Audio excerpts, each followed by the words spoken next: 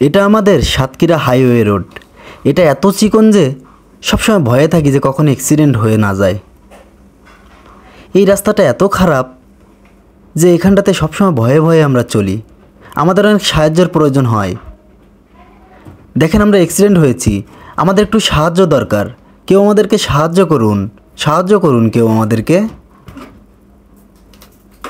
এ কী অবস্থা! আমার নিচ দিয়ে গাড়ি চলতেছে, দেখে অবাক হবেন সবাই। অসাধারণ, এটাও একটা রাস্তা। দেখুন এই রাস্তাটা এত সুন্দর কেন?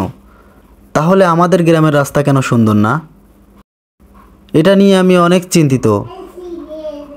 কেন এমন হচ্ছে আমাদের সাথে? কেন চিন্তা করতে হয় আমাদের? আমি একজন রিক্সাওয়ালা। দেখুন আমি আমার অটো এক সাইডে রেখে আমি এখানে চলে এসেছি। আমি আজকে আবেদন করতে চাই সরকারের কাছে। আমার কেন এত অসহায় লাগে আমাকে?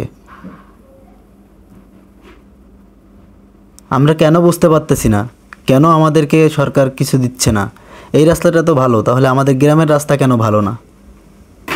আমাদেরকে বলুন। আমরাও বাঁচতে চাই, আমরাও মানুষ, আমরা গ্রামের মানুষ, আমরা কেন পাবো না সব কিছু?